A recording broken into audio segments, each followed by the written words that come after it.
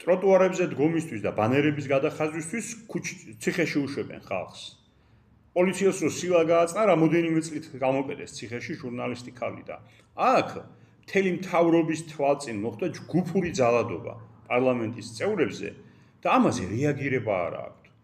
3 დღე გავიდა, უკვე განცხადებაც კი არ გაუკეთებიათ შინაგან საქმეთა მინისტრს, გენერალურ პროკურორს, პრემიერ-მინისტრს, რომელსაც თვალწინ მოხდა პირდაპირ ეს ერთი დადასტურებაა კიდევ ერთხელ თუ ვინმეს ეჩვეპარებოდა, რომ ეს იყო ორგანიზებული სწორედ მათ მიერ. ეს ძალადობა პარლამენტში რაც მოხდა. ოცნების მიერ, რომელსაც ერთადერთი არგუმენტი შერჩა უკვე ძალა.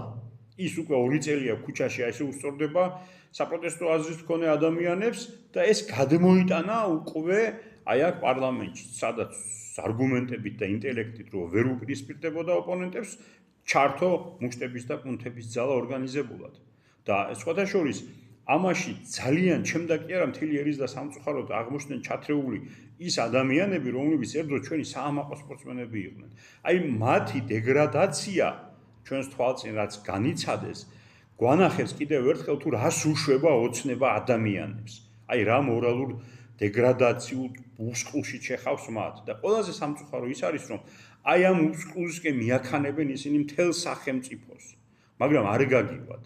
რამდენ ადამიანსაც არ უნდა გადაუბრუნოთ თქვენი პროპაგანდით, საბოლოო ჯამში ხალხი მაინც ბრძენია, ერთ დღესაც გაიგვიძებს და ყველა ვისაც ეჩვეპარება დღესაც მიხვდება თუ რას წარმოადგენთ თქვენ რა ამორალური, საშიში, კრიმინალური დაჯგუფება ხართ, უკვე თქვენ პარტია არ ხართ. თქვენ ხართ კრიმინალური დაჯგუფება, რომელმაც ძალადობრივად ჩაიგდო ხელისუფლება ქვეყანაში და ეხლა ცდილობს აი ამ ძალადობრივი მეთოდებით საბოლოოდ დააჩოქოს მთელი ერი, რომ თავისი ძალაუფლება გაიმყაროს და უზრუნველყოს თავისი სიმდიდრის ხელშეუხებლობა.